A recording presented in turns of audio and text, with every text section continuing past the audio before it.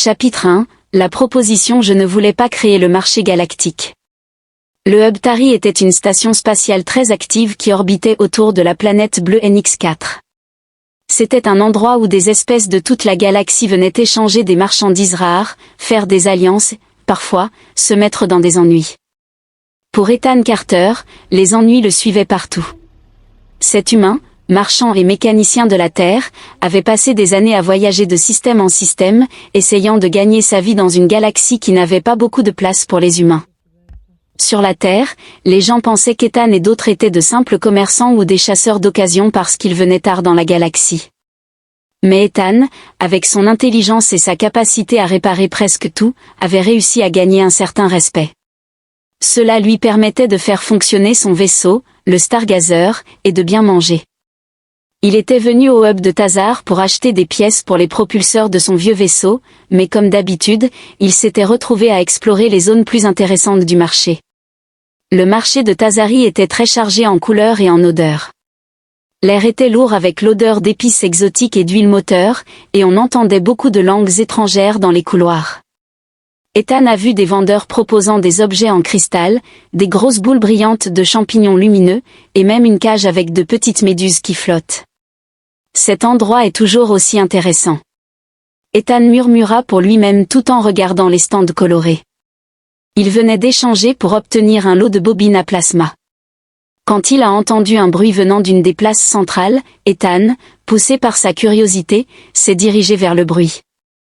Une foule s'était rassemblée autour d'une plateforme surélevée où se tenait un groupe d'extraterrestres grands et impressionnants, vêtus d'une armure fine.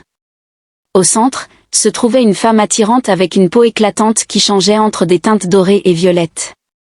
Ses yeux brillaient comme deux soleils. Sa présence captivait les gens, qui étaient à la fois émerveillés et effrayés. Ethan s'est penché vers un vendeur proche et a demandé ce qui se passait.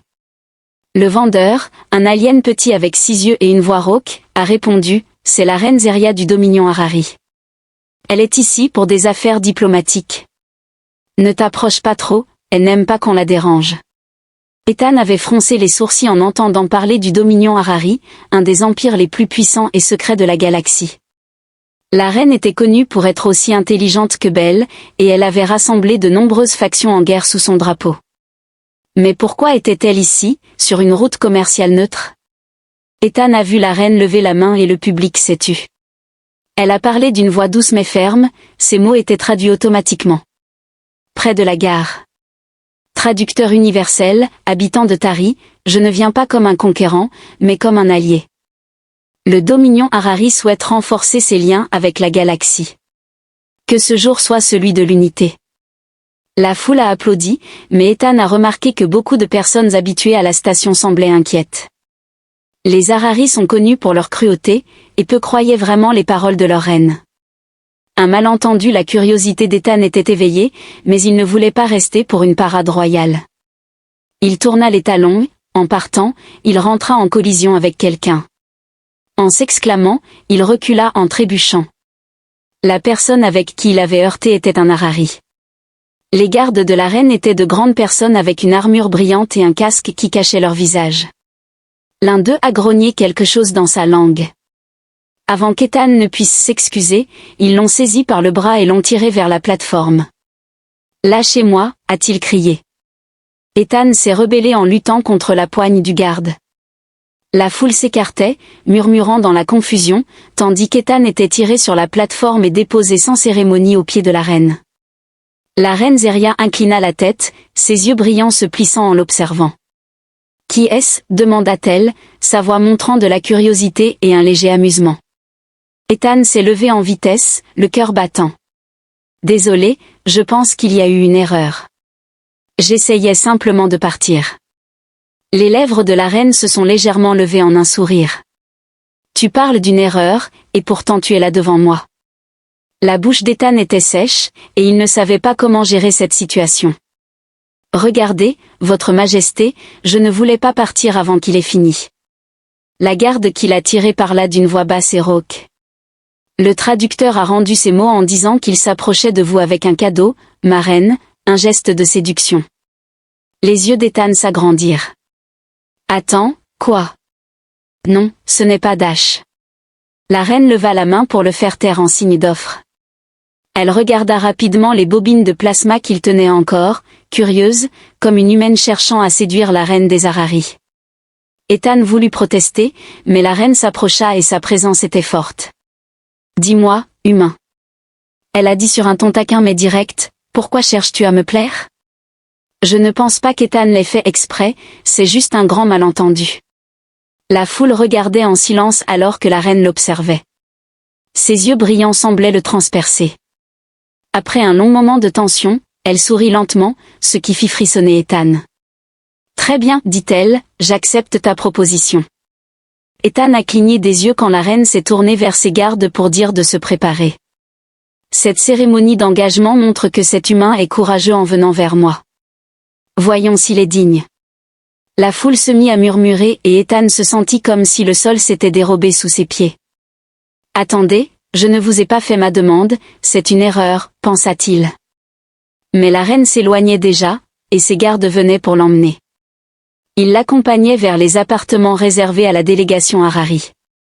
Ethan pensait rapidement et se disait à voix basse, « Comment suis-je arrivé dans ce pétrin ? C'est vraiment compliqué. » Des heures plus tard, Ethan était assis dans une chambre luxueuse qui ressemblait plus à une galerie d'art qu'à un endroit où vivre. Les murs étaient décorés de fresques lumineuses qui changeaient et vibraient. L'air sentait légèrement une odeur sucrée et florale en face de lui.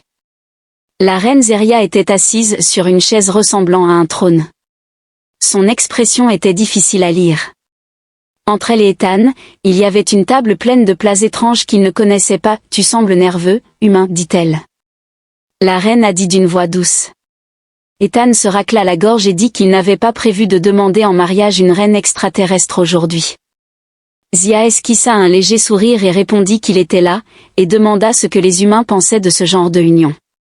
Elle demanda si les gens de sa planète courtaient souvent leurs dirigeants de cette manière.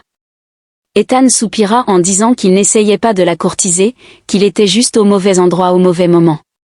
La reine se pencha en avant, ses yeux brillants fixés sur lui, et lui dit qu'il l'intriguait. Ethan Carter. Que ce soit par accident ou intention, tu as lancé des choses que tu ne peux pas arrêter. La question est, que vas-tu faire maintenant ? Ethan a hésité. Même s'il était en panique, il ne pouvait s'empêcher d'être attiré par elle. Sa présence était spéciale et il avait envie de la comprendre. Je suppose, dit-il lentement. J'essaierai de ne pas aggraver les choses. La reine a ri doucement et a dit une réponse sage, peut-être qu'il y a encore de l'espoir pour toi.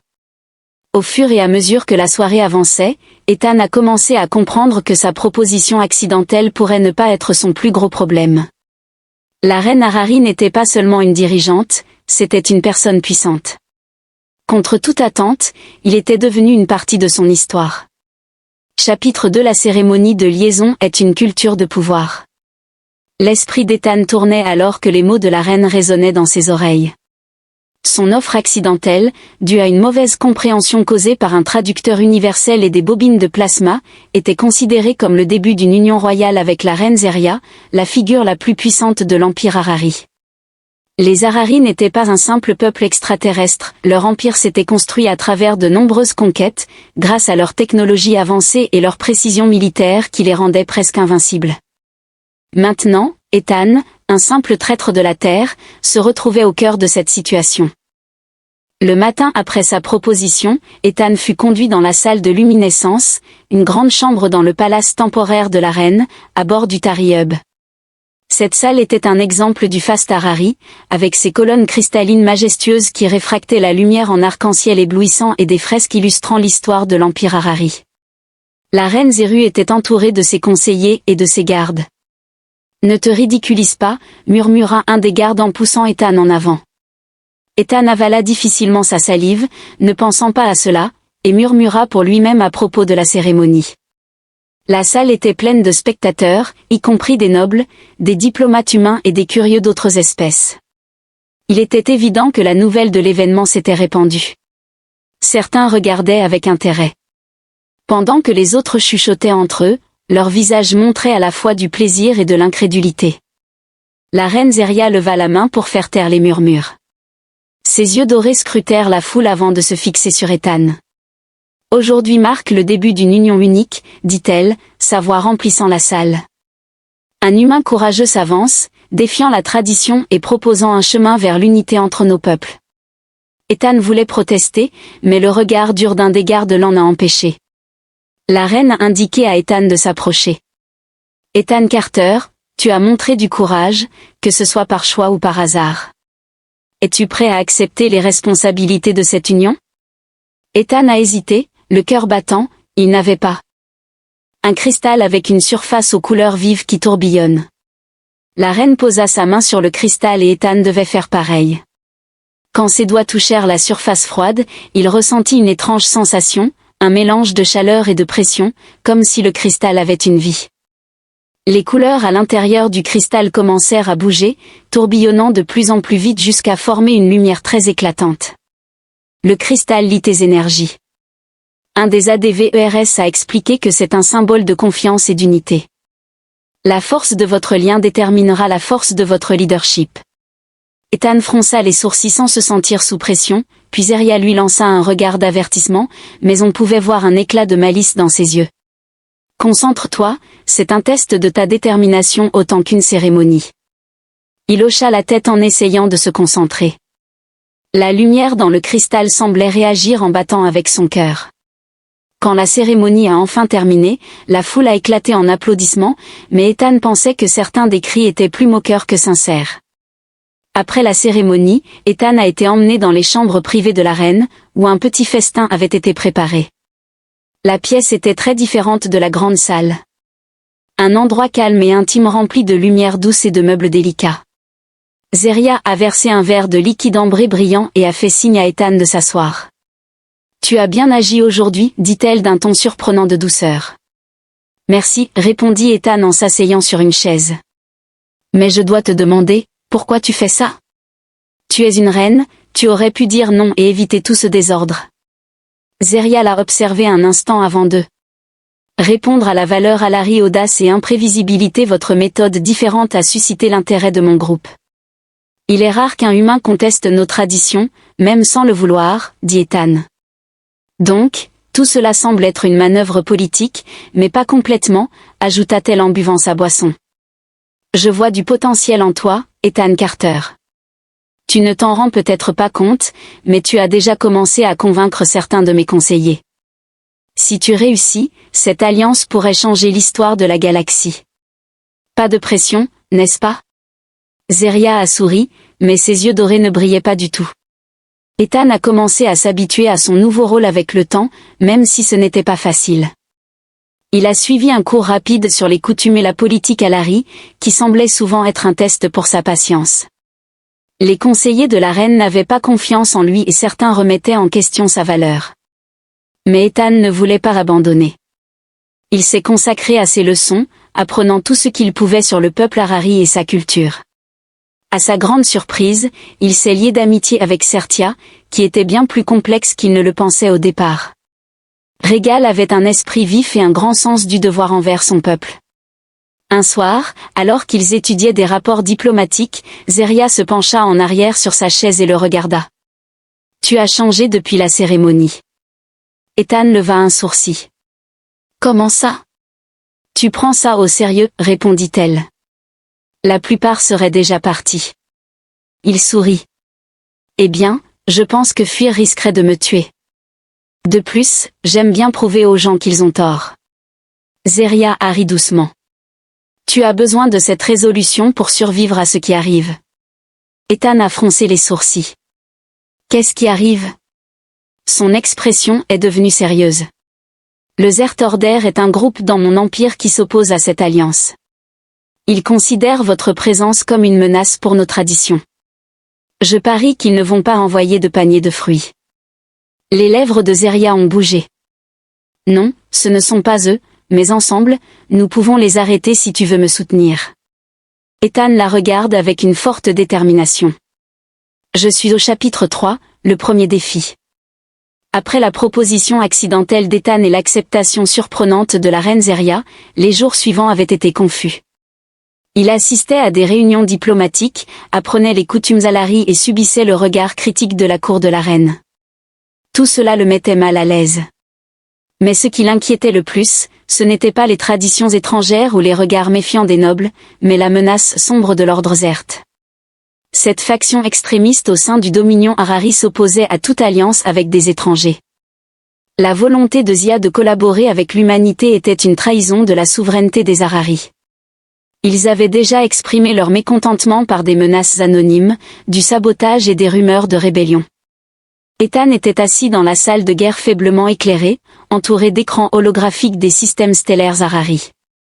À côté de lui, Zeria avait une attitude noble et calme, mais ses yeux dorés lumineux montraient un peu de frustration. « Nous avons intercepté un autre message d'Uzert Order », a déclaré le général Kao, l'un des conseillers militaires les plus fiables de Zia. Son armure cristalline brillait légèrement alors qu'il montrait un hologramme en l'air. Il prévoit de perturber le convoi diplomatique qui se dirige vers le sommet de l'Alliance Terran sur Vaxet. L'expression de Zeria était sombre. Si elles réussissent, cela ruinera la confiance que nous avons mis tant d'efforts à établir. Nous ne pouvons pas laisser cela se produire. Ethan se pencha en avant et observa l'hologramme. Comment prévoit-elle d'attaquer? Kao a montré l'écran qui a agrandi une zone avec des champs d'astéroïdes près de Vaxet. Nous pensons qu'ils vont attaquer le convoi ici. La ceinture d'astéroïdes offre beaucoup de cachettes et leurs vaisseaux sont petits et rapides, idéaux pour des attaques rapides. Ethan a fait la moue, alors quel est le plan? Zeria s'est tournée vers lui avec une voix ferme. Nous devons les intercepter avant qu'ils n'atteignent le convoi. Une petite équipe rapide a plus de chances de réussir. Ethan a levé un sourcil. Laisse-moi deviner, tu veux que je fasse partie de cette petite équipe agile.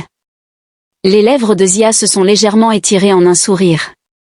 Tu es rapide à comprendre dans la ceinture d'astéroïdes. Ethan était à bord de l'Eclipse Spear, un vaisseau de guerre Harari rapide et précis. C'était très différent du gros cargo qu'il avait l'habitude de piloter. Chaque partie du vaisseau semblait vibrer d'énergie, et les commandes réagissaient avec une précision presque incroyable. Zeria se tenait à la barre. Sa présence était forte même dans l'espace réduit du pont. Ethan ne pouvait s'empêcher de admirer comme elle a facilement géré les défis du leadership et les systèmes avancés de la flotte Harari. Tu sembles nerveux. Zeria lui a lancé un regard alors qu'il ajustait les sangles de son harnais en disant « Tu ne serais pas ». Ethan a répondu qu'il va se battre contre un groupe d'extrémistes qui voudraient le voir mort. Zeria a montré une expression plus douce, mais sa voix est restée ferme. Elle a dit qu'il a déjà affronté des situations pires que celle-ci. Ethan fait confiance à ses instincts et à moi. Il lui a donné un petit sourire. Je vais essayer. La lance Eclipse s'est glissée dans le champ d'astéroïdes, rendant presque invisible grâce à son système de camouflage. La tension sur le pont était forte pendant que l'équipage cherchait des signes des vaisseaux de l'ordre Zert. Ethan était assis à côté de Zeria, surveillant les écrans. « Regarde », dit-elle en pointant un groupe de points rouges qui apparaissaient sur le scanner. Ils attendaient en formation. 3 navires bien armés mais peu protégés. Ethan s'est approché. Si nous pouvons troubler leur formation, nous pourrons peut-être les vaincre avant qu'ils ne s'en aperçoivent. Zeria a hoché la tête pour montrer son accord. Chaos prépare l'équipe de frappe. Ethan, tu es avec moi. Bien sûr, je suis Ethan. Chuchotant pour lui-même, il a attiré le sourire de la reine. L'équipe d'embuscade était composée de guerriers Harari et d'opérateurs humains, chacun armé d'armes avancées. Leur mission était simple, désactiver les vaisseaux de l'ordre Zert avant qu'ils ne lancent leur attaque. Ils ont quitté le vaisseau Eclipse à bord de petites embarcations maniables. Combattant, Ethan ressentit une montée d'adrénaline. Il avait déjà vécu des situations dangereuses, mais celle-ci était différente. Son vaisseau était rapide et réactif, avec des commandes illuminées par des symboles étranges qu'il commençait à apprendre. « Reste près de moi », dit-il. La voix de Zia était présente dans les communications, « Nous allons approcher par le flanc et désactiver leur moteur d'abord. » Ethan a répondu en tenant fermement les commandes. Les vaisseaux de l'ordre Zert étaient regroupés près d'un gros astéroïde, pointant leurs armes vers le chemin prévu du convoi. Ils n'ont pas vu l'équipe d'attaque avant qu'il ne soit trop tard. Engagé, a ordonné Zeria. La bataille a commencé dans un éclat de lumière et de bruit. Ethan pilotait son vaisseau en esquivant les tirs ennemis, le cœur battant, en visant l'un des moteurs du vaisseau. Son tir a atteint sa cible et le vaisseau a perdu le contrôle, s'écrasant contre un astéroïde. Sa voix a retenti dans le chaos, beau tir Ethan, encore 2 à abattre. Les vaisseaux ennemis restants étaient plus prudents, leurs pilotes s'adaptant rapidement. La bataille est devenue un jeu mortel de cache-cache, avec les deux camps se déplaçant dans le dangereux champ d'astéroïdes. Ethan était dans une situation difficile, son vaisseau coincé entre 2 navires ennemis qui se préparaient à tirer. Zéru a utilisé les armes de son vaisseau pour désactiver un ennemi et obliger l'autre à battre en retraite. Merci pour le secours. Ethan a dit avec une voix tremblante. Tu me dois une faveur, répondit Zeria avec un sourire. La victoire et les révélations. Grâce à la précision et à la coordination des équipes, les vaisseaux de l'Ordre Zert ont été détruits ou rendus inoffensifs en quelques minutes. Le chemin du convoi est sécurisé et la mission est réussie. De retour à bord de l'Eclipse Spear, Ethan s'est effondré sur une chaise, son adrénaline s'éteignant. Zéru se tenait là. À côté de lui, son expression était difficile à lire. « Tu as bien fait, dit-elle. Mieux que ce que j'attendais. » Ethan a ri doucement. « Je loue ce que tu dis. » Elle a souri légèrement. « Peut-être que c'est seulement le début. Le Zéro Tordaire ne s'arrêtera pas là. Nous devons être prêts pour ce qui va venir. » Ethan hocha la tête, décidé. « Je suis avec toi, quoi qu'il arrive. » Le regard de Zia se radoucit, un instant, elle sembla moins accablée par ses responsabilités. Ensemble, nous avons peut-être une chance, dit-elle, alors que l'éclipse quittait le champ d'astéroïdes. Ethan ressentait une étrange impression d'appartenance. Il était arrivé dans cette alliance par accident, mais maintenant, cela semblait être son destin. Lui et Zeria avançaient ensemble, en créant un chemin qui pourrait changer la galaxie pour toujours. Chapitre 4. Unity formée dans les flammes, une menace révélée lors de l'éclipse. Ethan et la reine Zeria se sont réunis avec leur équipe. La victoire dans le champ d'astéroïdes était agréable, mais ce n'était pas la fin des combats. Les messages de l'Ordre Zéro ont suggéré un plan beaucoup plus grand. Une attaque coordonnée pour déstabiliser. L'alliance fragile entre l'humanité et le Dominion Olari planait comme une menace au-dessus de leur nouveau lien dans la salle de guerre. L'écran holographique clignotait et montrait une carte des systèmes proches. Le général Kao faisait les 100 pas, son armure brillante, en disant que nos renseignements indiquent que l'Ordre Zert se regroupe dans une base cachée sur RTH', une lune stérile dans les territoires extérieurs du Dominion.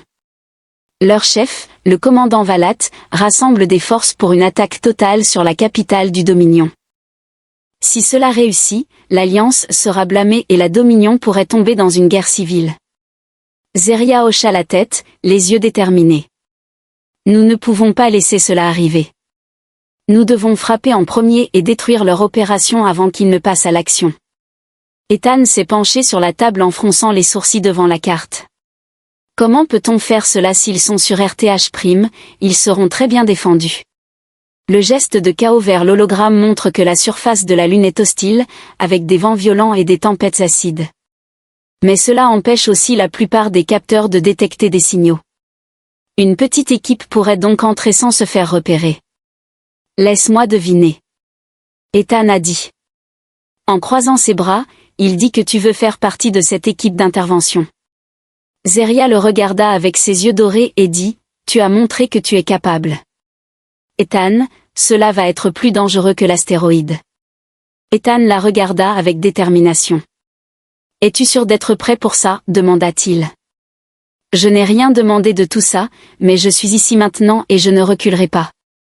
Son expression s'adoucit légèrement, pour la première fois, elle posa une main sur son épaule. Bien, nous ferons cela ensemble. L'équipe d'infiltration est partie à bord d'un transport discret, traversant les tempêtes turbulentes de RTH'. Le vaisseau tremblait sous les violents vents, gémissant tandis que la pluie acide s'abattait sur sa surface. À l'intérieur, l'équipe se préparait pour la mission, vérifiant leurs armes et révisant leur stratégie. Ethan était assis en face de Zeria, son armure brillante légèrement dans la faible lumière. « Quel est le plan quand nous trouverons Valra ?» demanda-t-il en serrant les sangles de son harnais. « Nous avons durci l'expression, nous avons coupé la tête du serpent. Sans lui, le Zert Ordre va se désorganiser. Assez simple, peux-tu donner plus de détails ou une phrase complète à paraphraser concernant Ethan? À part le fait qu'on entre dans une base très bien protégée, elle a souri légèrement. Je pensais que tu aimais prouver les gens faux. Ethan a ri en secouant la tête. C'était un bon point. Le transport a descendu l'équipe qui est sortie dans un paysage hostile avec des rochers pointus et de la pluie acide. Guidés par les informations de Calo, ils ont traversé le terrain dangereux en évitant les patrouilles et les défenses automatiques. La base était cachée dans un grand canyon, avec une entrée bien protégée. Grâce à une technologie de camouflage, l'équipe a réussi à passer les défenses extérieures et à entrer dans la base. À l'intérieur, l'ambiance était tendue. Les soldats de l'ordre Zert se déplaçaient avec précision, montrant leur loyauté à Valat par leur ronde bien organisée. Ethan et Zeria ont conduit l'équipe plus loin dans la base, avançant silencieusement et prudemment vers le centre de commandement.